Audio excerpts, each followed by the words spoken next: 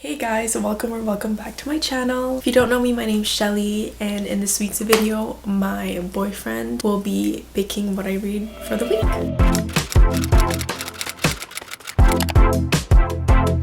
I am so excited for this video. I feel like I haven't picked up a book in so long. I recently went on a small trip to the city with my mom and my brother and my two aunts and my little cousin. I haven't picked up a book since probably been a couple days now that I've been back, and I haven't picked up a book. One, because I got sick, so you can hear from my voice, and also I had to go into my preceptor and do a few shifts. I'm still in the middle of a set. I work tonight. Still have like 5 hours till I go in, so I want to read a little bit before then. And as you know, if you watch my past videos, Austin is back at our hometown because he graduated in the spring, and I'm still in school in my last semester. I'll be officially done in a month, or a little under a month, and I'm so excited. Can finally have like a true break and just sit down and binge a whole bunch of books that I've been eyeing, specifically like more of the fantasy stuff that it kind of takes a little bit more time and brain power to get into. And I just wanted to include Austin in a book video so he can feel more included in my life, since we've been doing long distance for a couple months now. It's not new. We've done long distance in the past, and it's been okay. It's been good with good communication, and I just love him. I'm not gonna take a picture of my whole physical TBR and get him to choose there. I think I'm gonna choose 2 books and then get him to choose from there. So let's go choose the first 2 books. Okay, so here is my TBR cart. It has a lot of books that I've been avoiding or just want to get to pretty soon. If you haven't watched my past book video, it's the one right here, and it's just of me reading some highly anticipated summer books for me. I don't know if it's like highly anticipated for everyone, but it was just books that I couldn't wait to read during the summer. And I've been reading a lot of romance and just summary books, and I kind of want a book not like that. So I just like take a little break because I've been reading lots of it. And I'm kind of thinking like maybe a thriller or a fantasy. I don't know if I want to dive into a fantasy because that takes a little bit of brain power, and my brain's not working right now, especially being sleep deprived, being sick, going into work. Don't worry, I am getting off my cold, and whenever I go into work, I wear a mask for precautions, if anyone was thinking that way. It's totally fine. They do it there all the time, especially with being understaffed and stuff like that. Some nurses just have to deal with that. I saw these 2 books in my shelf in my cart. I know this is like a romance, but this is like a serial killer romance, so it's not like your typical cutesy little rom-com book, and this is true crime. So both these books involve some type of crime, true crime, romance crime. So I'm gonna send these 2 books to him and see which one he chooses. He knows I love true crime, so he might go for this one, maybe. I'm not sure, but we'll see. I might actually also send him like the synopsis in the back so he can choose more wisely. I feel like he knows my taste and he knows what I feel like reading, so we'll see. I'm happy with both of these. Like if he picks either one, that'll be cool, but I'm kind of leaning towards this one too because I recently watched a documentary about Jack the Ripper. Pretty interesting things. Can you please pick one of these books for me to read? Smiley face, heart. Oh yeah. Okay, he made a decision. He ended up choosing Stalking Jack the Ripper. He said, I think Stalking Jack the Ripper, it seems like enemies to lovers. He's so cute, trying to use his book lingo. He's trying, he's so cute. And he knows I love a good enemies to lovers love story, so maybe he's just thinking of that. Out of all the times that I've ranted to him or I gave him book rants, is this an enemies to lovers? It says in the back, he murdered a woman in cold blood, he terrorized an entire city, he taunted those of us who haunted him down, but despite all these horrors, in the end I could not deny it. I was the girl who loved the Ripper. It's actually pretty interesting. Okay, so this is the first book.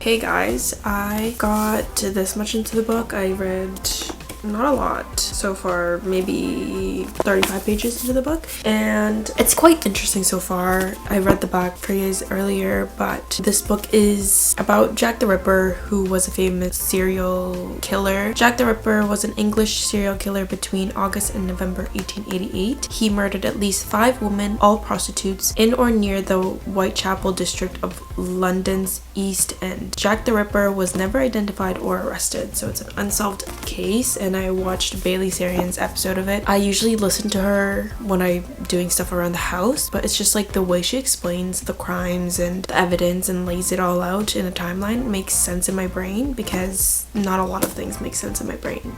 Yeah, this book, I was like, what is going on? Like, the language is so weird, but then I realized it is set in 1888. This book is in the POV of a young girl who is from an affluent family. I'm not too sure about her age, maybe like a teenager, and she lives during a time where women are not really expected to do much. Like, it was all about men. She has an interest in like medicine, and she has this uncle who is a professor and also a mortician who does autopsies for people in their town, and the people in her town kind of has assumptions and rumors about him being mad, but she secretly goes to his laboratory in his basement to like learn about the human body and just plays with cadavers. I would say look at the trigger warnings in this book. I don't think there is any trigger warning like the first few pages like how some books have them. It's definitely very gory, like the descriptions of things. If you don't really like those things, I would say skip this book because there is a lot. I like how there's pictures. I think this was her cutting open a body, so just beware, there are a bit of description of this. She also goes to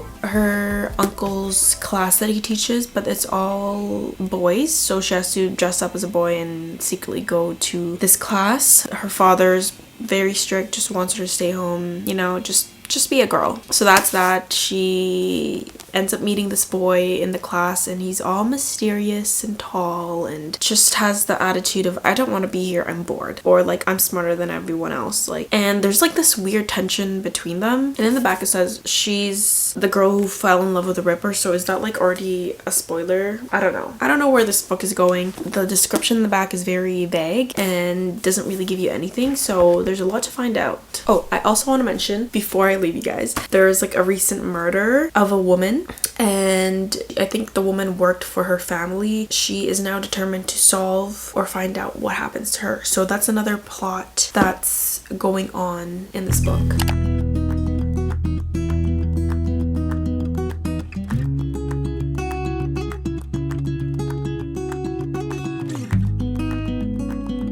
Hey guys, it is the next day. I still sound sick. I'm sorry.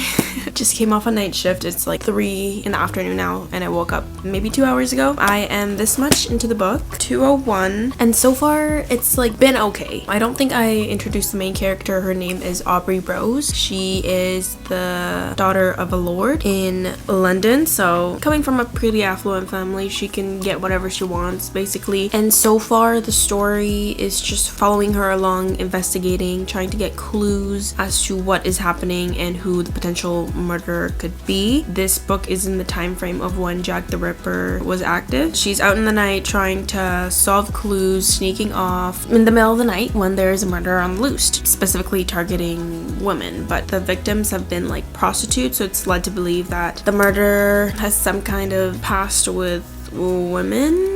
I don't know, taking revenge. It's been quite uneventful crime-wise, like the murder till like this much into the book, but I do like the little romance that's kind of unraveling throughout this book with a boy named Thomas. I think I described him before. He's like kind of cold, thinks he's better than everyone. He's pretty intelligent though, it's pretty impressive, but the way that he reads situations, it is impressive, but a little bit sus. Like, how do you know all that? You know what I mean? He would know exactly what her family history is just by looking at her. He's like, everything is in plain sight, you just have to look for it, which is like true for some instances, but down to the specifics. One time he guessed exactly what she was doing, who she was with, and where she was based on how she looked and some sawdust on her shoes and just the clothes she was wearing. Like, that's just a little too impressive. They're essentially partners. They've been investigating the case. Lots of things have happened. Pretty coincidental that all these things happen.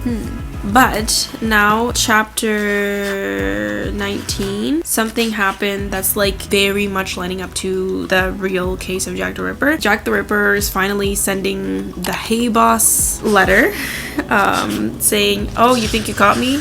No, you haven't. And it is in the famous red ink. Initially, he wanted to write in blood, but it coagulated, so he just used red ink and gave himself the nickname Jack the Ripper. Pretty interesting. Lots of going on in Aubrey's life because she finds herself and her family and personal life more entangled with the case going on. And I do like the little pictures that they include. However, I was reading this at work yesterday and there was a jump scare. Okay, there was a jump scare at 3 in the morning and I was like horrified. This picture, I was reading it on my Kindle, so it doesn't show what page is gonna be next, but this picture, I tapped the Kindle and this is what showed up and I jumped a little bit. This is Mr. Thornley, very sweet man, feel bad for him, but very scary at 3 a.m.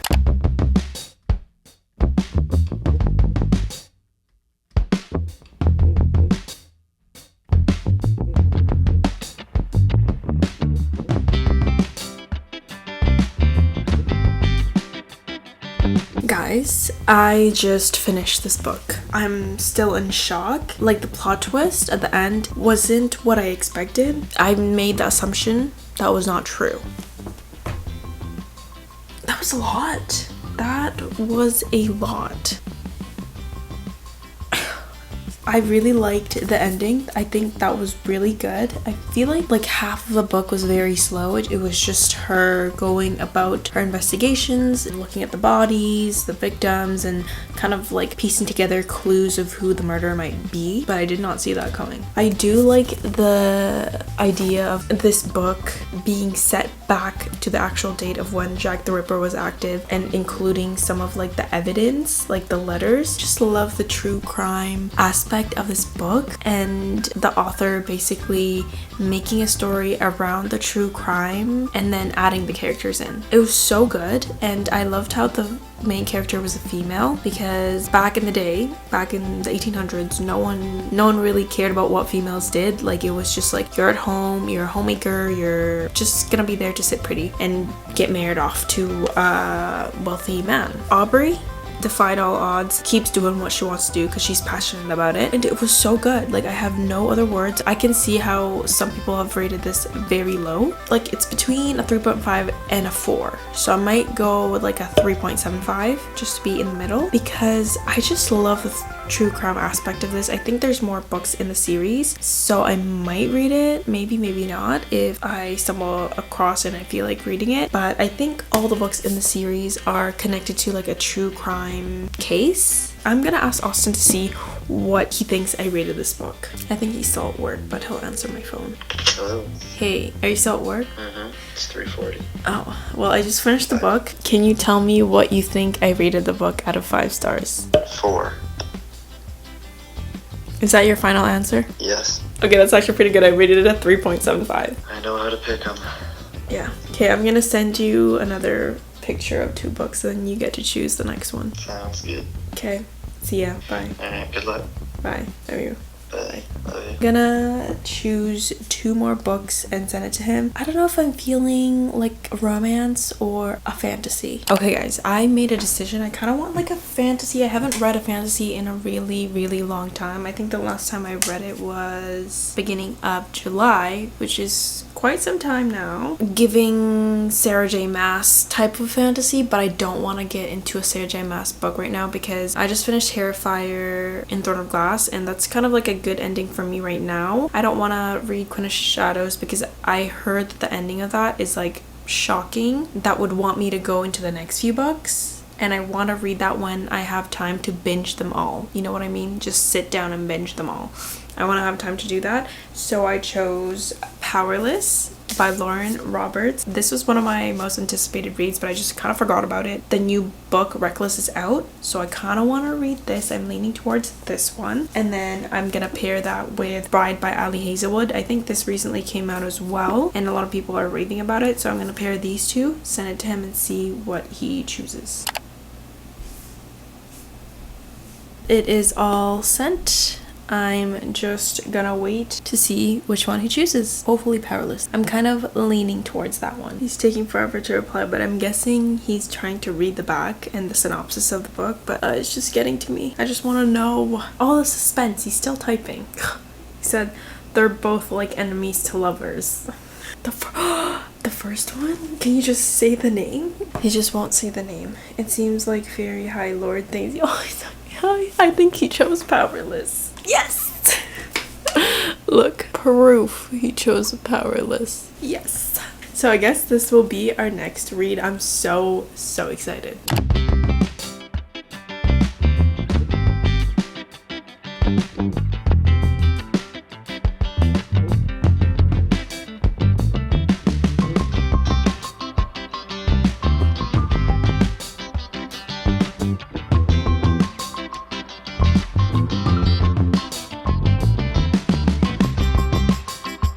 Hello guys, I've been reading for the past like 2-3 hours and I got this much into the book. I was watching the sunset and I got so distracted because it's just so pretty, and I thought it'd be the perfect time to tell you guys what this book is about if you don't already know. I feel like a lot of people know what this book is about. It's very popular. I got to chapter 9, page 66. I do want to say that the font of this book is rather small. Sorry I'm using this like Aritzia tag as a bookmark. I don't have a bookmark on me right now, so that's making me read a little bit slower, but it's okay. This book is actually pretty good. Like, it started off kind of slow because like it's a fantasy, it's world building, stuff like that, but essentially this book is about a world filled with elites, people who have power. Decades ago there was a plague that basically granted them powers that they can use, and some didn't get powers and are called the ordinary. They're basically shunned and banished from the kingdom, but there's some people who still linger about the kingdom. That's where Peyton Gray, our female main character, comes into play. She is homeless, doesn't have much. She has this friend who she survives the slums with by stealing from everyone she sees and selling stuff to basically survive and just have food to fill their stomachs. One day, she stumbles upon Prince Kai, who is one of the most powerful elites. He wields the power of being a wielder who can sense people's powers and essentially use them. As you can tell, that's a very like dangerous person for her to be around since she is powerless. But she poses as a psychic and does a pretty good job of doing it. I'm impressed myself. The way she observes and basically guesses what people are thinking of or gone through to prove her powers. She gets it right. That's so impressive. The one day that she does stumble upon Prince Kai, she ends up saving him and is basically thrown into this purging trial. A trial that's basically a game or some sort to showcase your power. And everyone is crazy about it. So she has to find ways to survive this trial and not let anyone know of her secret that she is in fact an ordinary and powerless. Sorry, I had to do that again.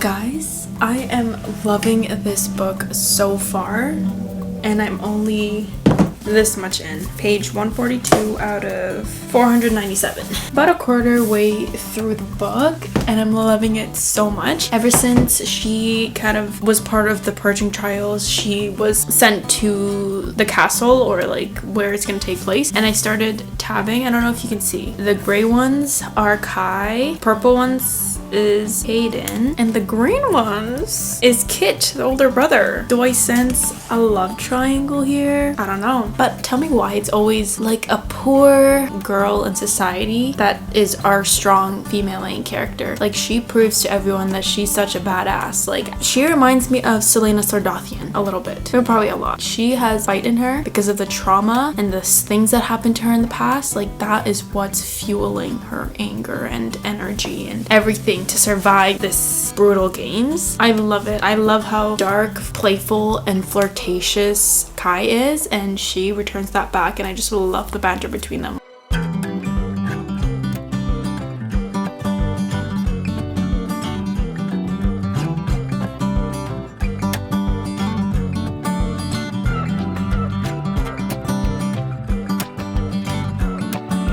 Hello guys, it's the next day. Before I start talking about books, check out my new sweatsuit. It's so cute. I got it when I was in the city last week or 2 weeks ago. I don't know. That vlog should be up. And I matched it with the clips in my hair. Anyways, it is like day 5 this challenge, I believe. And I'm still on my second book. So I'm thinking I'm gonna binge this book today because I had a plan to go to the beach because it's very, very hot. It's a nice beach day. But yesterday I went and it was just way too hot. Like I was feeling nauseous and just like disorientated by the heat. And it's almost, I think it's like 40 degrees outside. So my plan is just to stay in my air-conditioned apartment and binge this book. Last night I didn't really read much. I'm this much into the book. Page 240 out of like almost 500 pages. I'm not sure. It is so good. It's the trial started and it's the first night and chapter 26 in Kai's perspective. Like the whole trial thing is giving Hunger Games vibes because they were essentially drugged at night and just thrown in the forest with nothing on them, just what they were wearing the night before. The way Kai describes her as being the death of him or something, like you can clearly tell he's obsessed. I have been annotating. The gray ones are Kai and it's very apparent that I love him because all my tabs are pretty much gray. I wanted to share with you guys some quotes, but I need to find them first. In Kai's POV, I'll just read it. I hope none of these are spoilers, but I don't think so. She is the embodiment of a bad decision, the twin of danger and desire, the fine line between deadly and divine, and I can feel myself drowning. That's just one of them. There's more. Just wait. Like he's so overprotective of her now. Like I'm loving it. It's like it's giving who did this to you vibe. Literally the first night of the trial, he was like, who did this to you? I was dying at that point. Okay, there's another one. I'm sorry I'm sharing so many quotes. I'm just obsessed, okay? I've never been so affected by a single girl, and it's absurd, absolutely annoying, but then I grin, remembering her heartbeat hammering beneath my fingers, her breath catching every time I touch her, and her eyes drinking in every smile and dimple she supposedly hates. The feeling of absolute annoyance for being so affected by someone is most definitely mutual, though I'm sure she'd deny it with a dagger to my throat. And then he says this. Okay, I don't think this is a spoiler, obviously. They're bound to get hurt during the trials, but this is in Peyton's point of view. She says, far, far away, I hear a male voice muttering panicked words. If you die, I'm going to kill you. And he's basically like freaking out, panicking, doesn't know what to do because like Peyton's hurt. And there's this other one. I promise you, this is like the last one. She wanted me to leave. She was trying to deal with this alone. She would have died alone. She's so damn stubborn that she would choose to fight me until she collapsed rather than let me see her injured. The image of her crumpling to the ground sends a chill through me, icing over my burning rage. You would think I'd be numb to witnessing her by now, watching death claim another victim, but when she crumpled, something inside me cracked. The sight of her so weak, so vulnerable, so unlike herself was enough to shatter a piece of the soul I'd forgotten I had. Like, what is that? Sorry, not the last quote. This is when he finally says her name to her because he's always calling her darling or Gray. This is what he says. And in that moment, I realized that I wanted to say it, wanted her to hear it from my lips, realized that if she died, I would never again get to look into those blue eyes and utter those 2 syllables that have been a constant in my mind. So I said her name again and again. I finally let myself do it. Let that last piece of attachment to her lock into place. Just saying her name felt intimate, personal somehow. And now I forever want her name on my lips and rolling off my tongue until I'm drunk on the taste and sound of it. I promise this is the last quote, okay? I just can't get enough of this book. And I want to share it with you guys. I am wrong. So wrong for her. She's too brave, too bold, too bloody good for me. Maybe I could be a better man. Maybe I could be more like Kit with his heart on his sleeve and happiness on display. Maybe the future enforcer could break down a few walls, become a man who is more than the masks he wears around his people. But ever since she discovered I was a prince and declared us enemies, I've played along, not wanting to be outdone. And it's fun. It's a distraction for the both of us, the toying and teasing with one another. But now, if I am to be her enemy, I want it to be because she loathes herself for wanting me. Wow. What? It's funny. Funny what? Those quotes. What do you think of them? So much. What do you mean so much? So extra. When would a person ever say anything like that? When they're deeply in love? You don't say things like that about me? Who did this to you? Yeah, why do you never say that? Because you always do it to yourself, so that's how I know. Okay. Rude. That's the kind of man I want. Okay, I'm gonna keep reading. If you don't hear from me for 5-6 hours, I'm not dead. I'm reading this.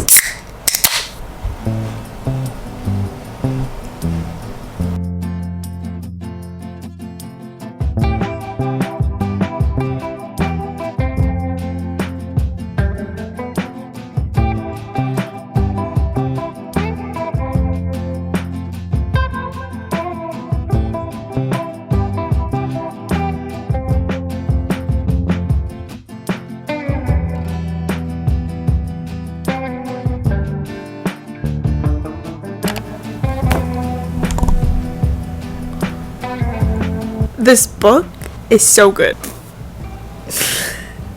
I can't with their flirty, teasing banter. 1 minute they're teasing each other and threatening to kill each other, and then the other they're just so flirtatious. I can't. Happy tears, because of the rain scene. If you've read this, I just finished the rain scene. Or is it over? It's not even over. It's not over. Let me read it quickly. That was not the ending I was hoping for. As you can see, I just finished this book at 11:05 p.m. and I can't even express how I'm feeling. Like, that was not the ending that I thought I would get, because it just kind of left it hanging there. Now I have to get the next book to see what happens. Like, what? I just don't feel right now. Like, it ended like that. Still can't believe it. But the book was amazing. Honestly, the whole tension and romance, there's no spice. The tension sufficed. More than sufficed. Like, it was amazing. Like, the tension between them is like, will they, won't they? And you get this little hint of just a little bit for you to hang on near the end for it all to crash down. The trials held a very significant importance in this book. Like, the politics in this book of her trying to help the ordinaries like her be seen and heard, because the king obviously is not a fan of them. There's a lot of prejudice and discrimination against the ordinaries because they're not elites. They don't possess the qualities and powers that the king so long yearns for and is trying to build his whole kingdom just based of elites, no ordinaries. Anyways, that's my thoughts. I'm still stunned, but I will give you my rating. This book easily gets a 6-star for me. Just the tension, the teasing, the toying with each other, the love interest, the love triangle, like, and the author just giving just the tiniest little bit of the book to keep you on a chokehold. That's what it did to me. Actually, I have to ask Austin what he thinks my rating was. A. What do you think I rated the book? 6. Yeah, he got it right. How did I know? I was talking to him while I was reading the book, and I was definitely losing my mind over Kai. Yes. Anyways, I'm gonna go, guys. I'll see you tomorrow. Good night. Say good night. Good night. Hey guys, it's the next day, and as you can tell from the past clips, I finished Powerless, and I'm still thinking about it. And coming off of like a 6-star read, especially a fantasy, brain's just mush. So I need like a quick read type of book, perhaps a romance, because the romance books are kind of easier to digest. I want something summery because it's still summer. I want to get through my summer TBR. So I have 2 books. The first one is The Summer of Broken Rules by K.L. Walter, and then the second one is The Spanish Love Deception by Elena Armaz. I think one of these are going to be the last book in this video, just because I think this is day 6 of the challenge and tomorrow is the last day. So I feel like I'll only be able to finish one book, and it'll be one of these. So I'm going to send it to Austin. I just sent him both of the books, and now we just gotta wait for which one he chooses. The consensus, is it what it's called? The Spanish Love Deception. So I'm gonna start that. I'm gonna start that while I'm cleaning all this up and cleaning my place up. Hey guys, it has been a few hours since I last talked to you guys. I listened to the audiobook since then because I was doing laundry and like cleaning up my place just so it could be clean and ready for my next set, and I got about this much into the book. Page 149 out of 437. If I haven't told you what this is about 2 characters who hate each other, and our main character, Catalina Martin, or Lena, I believe is a 30-year-old. I think this is like an adult romance in their 30s. They're both working this corporate job. I believe the guy is an engineer, but apparently she's the only woman in the higher ups or team leader group. There's just like a lot of opinions on that because they're all men and they think that a woman cannot do their jobs. That's what I'm getting from her. But the main plot of this, Lena's sister is going to get married in Spain and she's in New York. She is desperate to find someone to go with her to act as her fake boyfriend because she lied to her whole entire family that she is dating someone and has moved on from her ex-boyfriend, who is close to the family and is engaged and will be there as the best man and with the fiance, and she happens to be the maid of honor. Aaron Blackford is described as her tall, handsome, and condescending coworker, but he basically tells her, I'll go with you, and she's confused because there's this whole thing going on with them. They just like hate each other. They never spoke to each other. They're not friends. I don't know about our main character. I feel like she's not very likable. Seems like she holds onto grudges so much, like her life depends on it. She even admitted it, but Aaron is literally willing to help her. Like, he is crawling to her, throwing himself at her and saying, I'll help you, I'll do this, but she just like kept being mean and rejecting him and finding ways to like, oh, is this a joke? Like, are you just trying to make fun of me? Like, is this a funny game you're playing? What's the catch? Like, she's trying so hard to find a reason or ill intention behind why he's doing this. Girl, you're desperate. Like, there's this man who's willing to help you and willing to do anything to get you out of the rut you're in. She's kind of giving like pick me vibes. I don't know, I don't really like that. She's always like, tell me why you want to do this for me. Why me? Why no one else? I'll find the page. Page 85. It says, why me? I asked him, being drawn to the light like a stupid moth. Why not anyone else? She's just so stubborn and holds on to this grudge that happened. She said 24 months ago or 20 months ago. Like, she knows the exact date. And the amount of times that the author has mentioned his ocean blue eyes, I'm only 100 pages in and I was probably like 50 times already. Like, I got it. He has ocean blue eyes. Anyways, that's my update. I also really like the concept of them going to Spain. Like, it's a very summery vibe. If I continue not to like it, I might have to DNF it.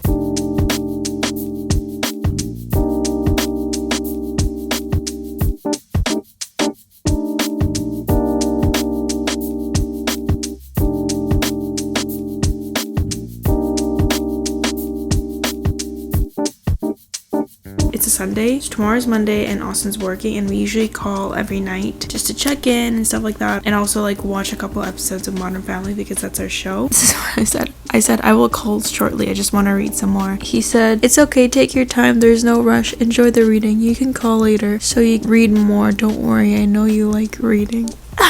He's so sweet. Good morning. It's the next day. I was gonna go on a run this morning because it's 12 p.m. right now, but no, I couldn't because I was reading this book. I got to page 299, chapter 20, and let me just say, like, last night, as you saw, I could not stand our main character. Like, she was just very unlikable and whiny, but once they got to Spain, it got so much more interesting. Let me tell you that. The fake dating and convincing everyone that they were in love, and just like him playing the part, and he's so protective and caring. I kind of loved it. Like, I found myself getting so giddy, and there were certain moments where I laughed out loud. And it was good that like she wasn't really talking about herself much. She was just talking about like what's happening and like her surroundings and her family in Spain and all the things that they're doing. It's just amazing. And her family's so crazy, and I love it, and I can relate because I feel like my family's a little bit like hers. Hey guys, it is later in the evening. I finished the Spanish Love Deception a couple hours ago, and I kind of loved it. Aaron Blackford? Aaron is actually such a perfect man. Like, he has his problems and trauma. He has that. I feel like a lot of the male characters that I like are dark and misunderstood and it's just like closed off because of what they've gone through in their life, and that's exactly him. But he's protective, caring, and lovable. I would have thrown myself at that man, but Lena was so indecisive. This whole situation, which I understand because of her past and her ex, but I started liking Lena near the end, where she took action and didn't second guess herself, didn't doubt herself, and just took action and not cared about what people said. Like, she just did what she wants and went for it. Then like there was no overthinking. Well, there was still overthinking, but like she was going for what she wanted and she wasn't scared about what people would say or think. I love that. I think that was like a really good character development, because at the start I really didn't like her, but Aaron I loved all throughout. I'm gonna go Austin to see what he thinks I rated this book. Hello? What do you think I rated this book? 4.5. Close. I rated it a 3.75. It's very specific, I know. It was close with the 4.5, but the reason why I'm giving this a 3.75, I feel like it could be a 4 stars. Like, it's so close. It's either a 3.5 or a 4 star, so I'm giving it a 3.75. It's just that it took till this much of the book for me to like. I did not like the book here because she was just so indecisive and just like overthinking and like kind of giving pick me vibes, but I still liked it. I loved the ending. It's not giving the 5-star feeling because the 5-star feeling would be like right from the beginning or a little bit after the beginning. Other than that, I loved their love story. It was so easy to read. It flowed very well. The writing was good. There was a lot of dialogue, which I like. Anyways, it is the end of this challenge. It's Monday now, and I don't remember when I started this. I think last Tuesday, so it'd be day 7 of the challenge. But I'm gonna end the video here because I have my set tomorrow, so I have to go to bed because I have to wake up at 5. I hope you guys enjoyed this video. Be sure to give it a thumbs up and subscribe, please. I hope I see you in another video. Bye.